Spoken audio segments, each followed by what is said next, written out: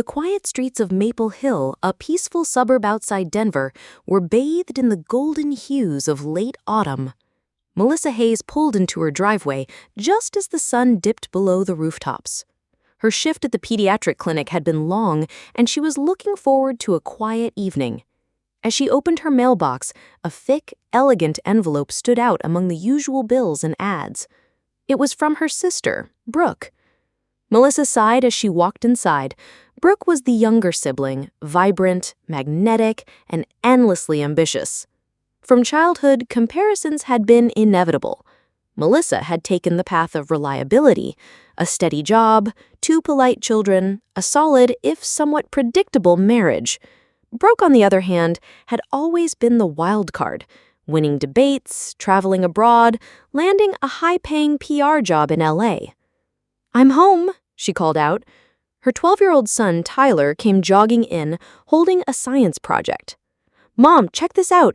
I built a volcano that actually erupts." "That's awesome, sweetheart. I can't wait to see it in action," she said, ruffling his hair. Her daughter Ava, age 9, sat quietly at the dining table painting a picture. And across the kitchen, her husband Mark leaned on the counter, munching on trail mix and scrolling through his phone. Melissa handed him the envelope. From Brooke. He raised his eyebrows. "That's fancy." She opened it and read silently, her face still. "Well?" Mark asked. "She's getting married to a guy named Dean Whitaker." Mac blinked. "Wait, the tech entrepreneur? The guy on that Forbes Next 50 list?" Melissa nodded slowly. "That's the one. Wedding's in December in Aspen." "Wow, she doesn't waste time," he muttered. Later that night, after the kids were in bed, Melissa stared at the invitation on their dresser. Brooke had always managed to turn everything she touched into gold. A viral campaign at work, a chic condo in Santa Monica. Now, apparently, a future husband with a private plane. Mark noticed her silence. "You're quiet." Melissa hesitated. "It's just funny how things work out. Brooke always seems to win the game." He shrugged. "You've got your own wins. Look around. This family? That's something no magazine cover gives you." She smiled faintly. "I know. I guess I'm just tired." The next morning, Melissa called Brooke to congratulate her. "Mel, can you believe it? I said yes on a sailboat in Santorini." "Sounds like a movie," Melissa said, laughing lightly. "Congratulations, really." "I want you to help me plan it. I'm totally overwhelmed, and you're the organized one." Melissa blinked. "Sure, I can help however you need. Let's do brunch tomorrow and brainstorm." When they met at a trendy cafe the next day, Brooke was glowing. She shared stories about Dean's brilliant ideas, their plans to build a sustainable tech retreat in the mountains, and her upcoming feature in a luxury lifestyle magazine. But then, mid-sip of her green smoothie, Brooke looked at Melissa with a strange softness. "You know, I always looked up to you." Melissa raised her eyebrow. "Come on, that's not how I remember it." "No, really, you always knew who you were. I've been bouncing around from place to place, job to job, but you created a life, a family. That's real." The words hit Melissa harder than she expected, maybe even a little too late. As the weeks passed, Melissa helped with decorations, seating charts, and vendor calls, juggling it all between late-night charting and school pickups. One afternoon, Ava came into the kitchen quietly. "Mom?" "Yes, sweetie?" "Uncle Dean talks weird when no one's listening." Melissa paused. "Weird how?" "Like, he's pretending to be someone else, like his voice changes. I heard him on the phone when we were at Aunt Brooke's house, and he sounded mean." Melissa forced a smile. "Honey, adults sometimes sound different when they talk business. I'm sure it's nothing." But the thought lingered. A week before the wedding, Melissa stayed overnight at the lodge in Aspen to finalize the rehearsal schedule. The air was crisp and the mountain view was breathtaking. Tyler and Ava played with Brooke's stepniece near the fireplace, while Melissa reviewed the vendor list. She passed the hallway and saw Dean stepping into a guest room, abruptly lowering his voice on the phone. "No, I told you already. She can't know. Not yet. Just stay quiet and follow the plan. I'll fix it." Melissa froze, the air catching in her lungs. He hadn't seen her.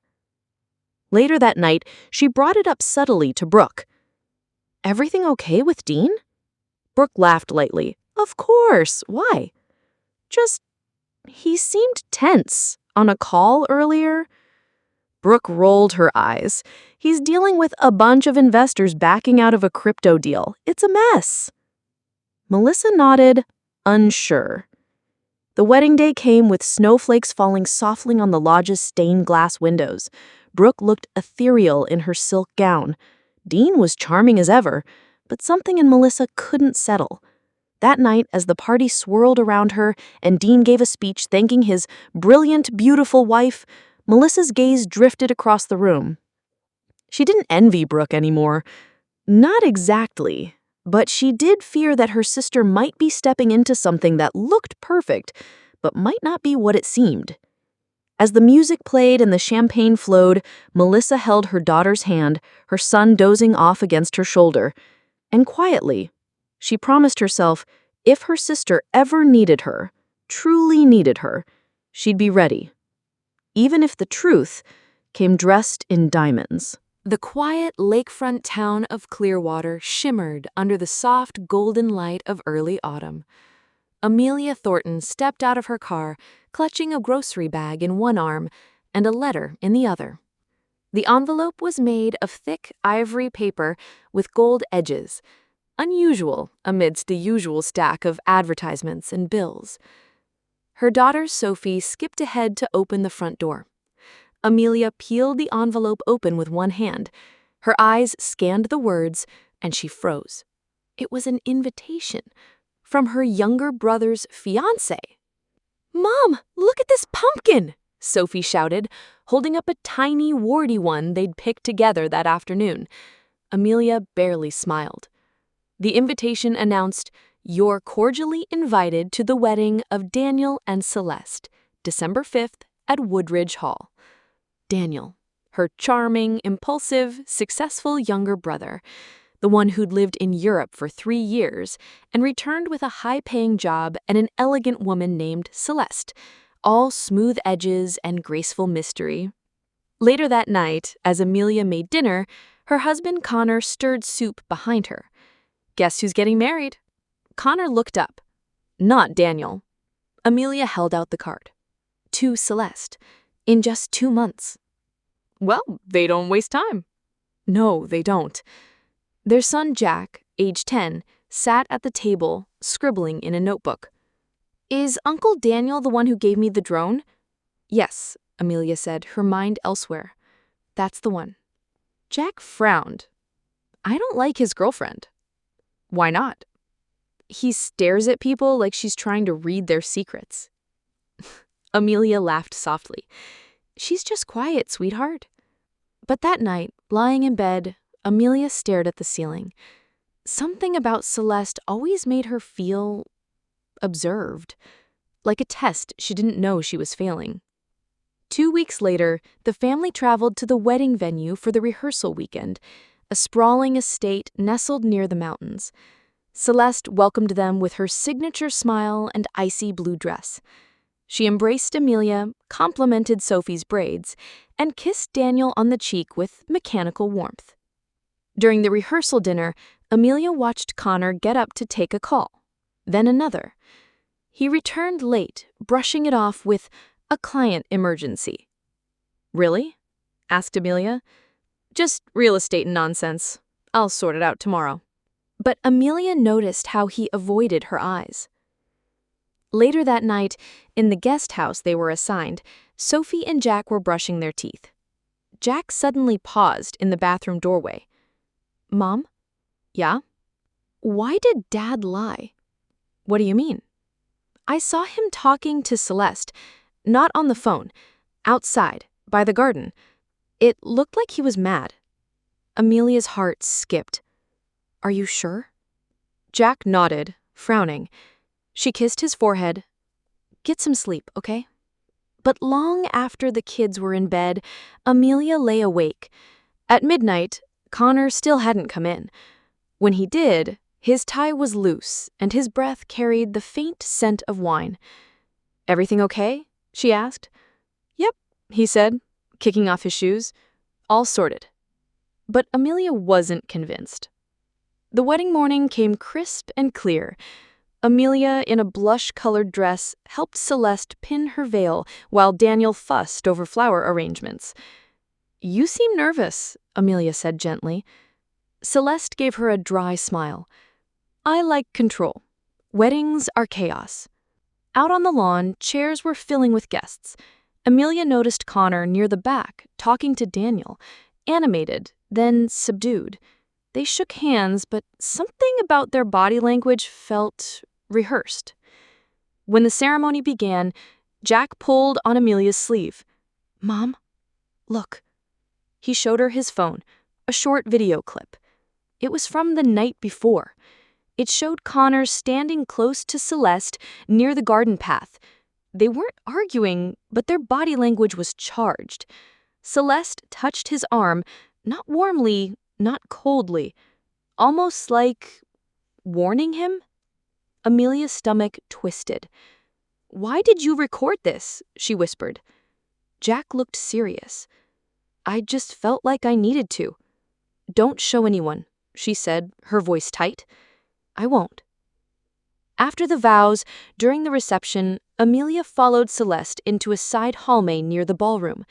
She wasn't sure what she was going to say, but when she rounded the corner, she saw Celeste already standing close to Connor. Again. Amelia stopped. They didn't see her.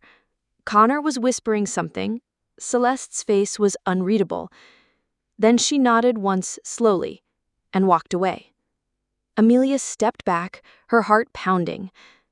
That evening, as music filled the room and laughter echoed off the walls, Amelia sat beside Connor, who now looked completely at ease, sipping wine and smiling. Jack leaned in close and whispered, "I think she threatened him." "What?" Amelia blinked. "Celeste, Connor was scared last night. I heard them." Amelia placed a hand on her son's arm. Across the room, Celeste was dancing with Daniel, her smile as polished as ever. Amelia smiled too, but only on the outside, and in her heart, she promised herself one thing. She would find out the truth, no matter how beautiful the lie looked in a wedding dress. The reception was in full swing at the Woodridge estate. Laughter rang beneath crystal chandeliers. A jazz quartet played softly in the corner, and the scent of roses and champagne hung in the air. Amelia stood beside her husband, Connor, waiting for their turn to take the floor. The MC called out with enthusiasm, "Next, we welcome the bride's sister, Amelia Thornton, and her husband for a special dance." Connor offered his hand. "Shall we?" Amelia forced a smile and took it. The music swelled, a slow, romantic classic. Connor's hand slipped around her waist. His eyes scanned her face. "You look incredible tonight," he whispered. Amelia murmured, "Thanks." He leaned in a bit closer. "Are you upset?" She didn't answer right away. Her eyes wandered across the room, to Celeste, radiant and elegant in her wedding gown, laughing with a guest. Amelia's stomach twisted. "No," she said finally, lying through her teeth. The song played on, but inside her head, Amelia was anywhere but here. A conversation kept looping in her mind. A video her son had shown her. Connor and Celeste together the night before, her fingers brushing his coat, his jaw tight with tension. Maybe it meant nothing. Maybe it meant everything. As the song ended, Amelia pulled away slightly. "I need to check on the kids." She returned to their table. Jack, their 10-year-old son, sat still gripping her phone. His face was pale. "Mom, we need to go. Now." "What? Why?" Amelia tried to maintain her composure, aware of eyes around them. Jack leaned in and whispered, "I saw something else. I took pictures, this time with Dad's phone. I saw them in the hallway. Amelia's heart skipped. Show me. Jack handed her the phone. Amelia scrolled. First photo, Connor and Celeste by the hallway holding hands. Second, the same pair in the back seat of a car, heads tilted close. Third, Celeste handing Connor a small white envelope. The timestamp, the morning of the wedding. Amelia's hand trembled. I didn't mean to see it, Mom, Jack whispered. Something felt wrong. Amelia blinked rapidly. You did the right thing. Her whole world swayed. 15 years of marriage, 2 children, a stable, happy life. Celeste, her brother's fiancée. No, now his wife. The betrayal wasn't just romantic. It was family. Amelia looked around. The chandeliers, the smiling faces, the toasts. The noise of the reception felt like crashing waves, far away. Her reality had cracked. Jack, she said softly, I need to tell Uncle Daniel. He deserves to know. Jack's eyes widened. You're going to tell him? Yes, this can't be a secret.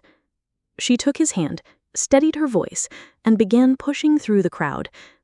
Daniel stood at the far side of the room, talking to Celeste's father and 2 business partners. Amelia approached slowly. Daniel, she said gently, can I talk to you alone? Daniel blinked. Sure, of course. Everything okay? Please, she said again more firmly.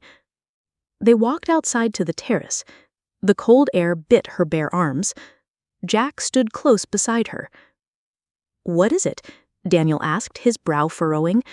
Amelia took a long breath and held up the phone. I'm so sorry, but I have to show you something.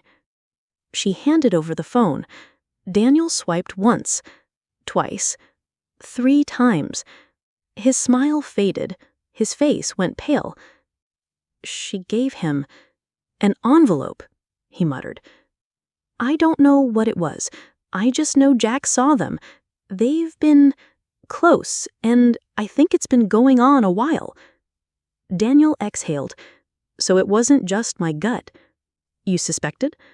He nodded, almost to himself. There were signs. She'd get texts and smile to herself, disappear for hours. But I kept telling myself it was wedding stress. Daniel looked down at the phone again. The photos didn't lie. I'm sorry, Amelia said again, her voice cracking. Daniel straightened up slowly. His eyes, once gentle, were suddenly steel. Thank you, Jack, he said, putting a hand on the boy's shoulder. You were brave and honest. That matters. Jack nodded, his face serious. Then Daniel turned to Amelia.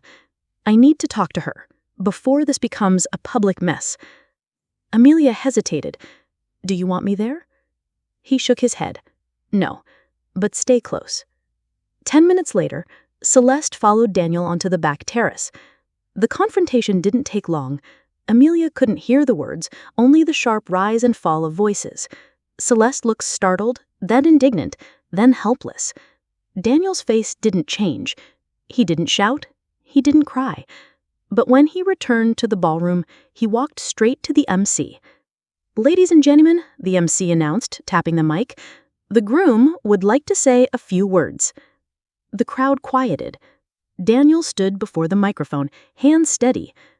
He turned his gaze to Celeste, who stood near the cake, her arms folded tightly across her chest. I want to thank everyone for being here tonight, but I also want to be honest with you and with myself. I thought this day would be the beginning of something true, but instead I've realized that truth sometimes comes dressed as betrayal. Gasps rippled across the crowd. Please enjoy the evening, but there won't be a honeymoon. Not for us. He stepped down, handed the microphone back, and walked off the stage, past the stunned guests, past the shocked bridal party, straight to Amelia and Jack. I think I'd like to go home now, he said, voice calm. Amelia nodded, placing her hand on his back. As they stepped outside into the night, the music inside picked up again. Someone had turned it back on, trying to patch the atmosphere with rhythm. But Amelia wasn't listening anymore. She held her son's hand in one, her brother's arm in the other, and walked into the dark, colder air, into something harder, but more honest, a new beginning. A light drizzle had just begun to fall over the quiet coastal town of Willow Bay. Nora Benson stood in the corner of the reception hall, watching the newlyweds cut the cake under sparkling chandeliers. Her sister, Marissa, looked radiant. Her groom, Thomas, smiled with affection that seemed pure. To everyone else. But not to Nora. Not anymore. Her 9-year-old daughter, Lily, tugged at her dress. "Mom, can we go home soon?" "Soon, sweetheart. Just a little longer," Nora replied, squeezing her hand. She glanced across the room.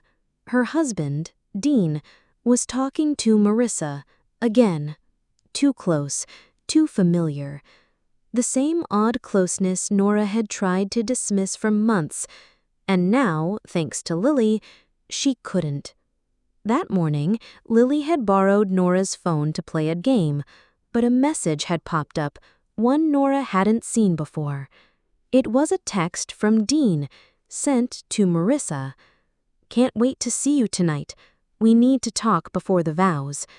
And below it, a photo Lily had taken by accident the night before. Dean and Marissa. Alone, her sister's hand on his chest, their faces close. Nora's stomach twisted. The photo confirmed what her instincts had whispered for months. She looked back across the room. Marissa caught her gaze and smiled, then turned to whisper something to Dean. Nora clenched her jaw. Suddenly, Lily tugged again. "Mom, why does Auntie Marissa talk to Dad like she talks to Thomas?" Nora knelt down. "You noticed that?"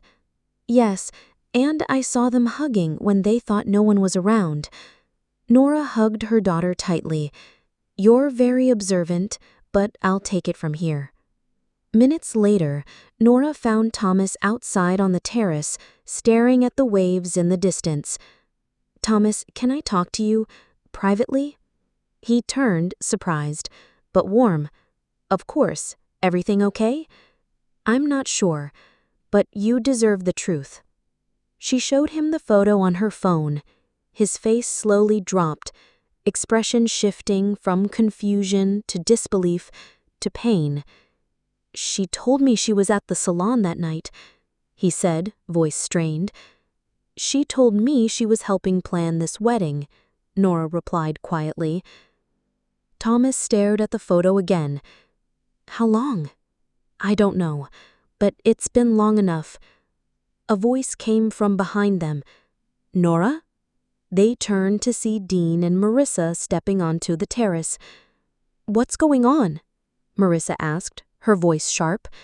Dean's eyes went straight to Nora's phone. "What are you showing him?" "The truth," she said evenly. Marissa stepped forward. "Thomas, it's not what you think." Thomas raised a hand. "Don't. Just don't." Dean looked at Nora. "Can we talk alone?" "We've already talked. For years, I made excuses for you, but you crossed a line I can't forgive." Thomas stared at Marissa. "Why would you do this on the week of our wedding?" Marissa's composure cracked. "Because I've always been in her shadow. You think it's easy being the lesser sister? Nora with her perfect husband, perfect daughter, perfect career. You call this perfect? She needed me." She turned to Dean. "You said you felt trapped." Dean didn't respond. The silence said everything. Thomas's voice was ice. "There's no wedding anymore, and no us." He walked back into the building. Nora turned to Dean. "You can pick up your things tomorrow. I'll tell Lily we're going home." As she walked away, Marissa collapsed onto a bench, sobbing. Dean just stood frozen. 6 months later. The spring sun warmed the front porch of a small cottage near Willow Bay. Nora stepped out with a mug of tea and watched as Lily played hopscotch in the driveway. The divorce had been finalized last month. The wounds were still there, but so was the peace. Nora had left her corporate job and opened a small wellness studio. Her psychology background, once unused, was now helping others heal just as she was healing. Lily ran up the steps. "Mom, guess what? I got picked for the school art fair." Nora bent down and hugged her. "I'm so proud of you. Dad's coming this weekend. Should I show him my painting?" "You should. He'll love it." She paused. "He says he made a mistake, but I told him grown-ups have to fix their own mistakes." Nora smiled sadly. "You're right. And he's trying. That's what matters." The doorbell rang. When she opened the door, she was surprised to see Thomas holding a small herb planter. A housewarming gift, fresh thyme for healing. She stepped aside. "Come in." They sat on the porch. Neither needed to say much. After that night, Thomas had gone through his own painful journey. He had moved to a new town, opened a cafe, and stayed in touch with Nora occasionally. "I heard Marissa left the state," Nora said softly. "She did. We haven't spoken since the annulment." Silence passed between them. "She hurt both of us," Thomas finally said. "But I'm glad we found out, before we built our lives on lies." Nora nodded. "Me too." Lily came outside and waved. "Hi, Mr. Thomas." "Hi, Lily. Heard you will next Picasso." Lily giggled and ran off to her chalk drawing. As Nora watched her daughter, she thought of the road ahead. There would be more tough days, questions without easy answers, but also space. Space for healing, honesty, growth. Thomas turned to her. "You ever think about starting over?" She looked out over the waves. "Every day." And for the first time in a long time, she meant it.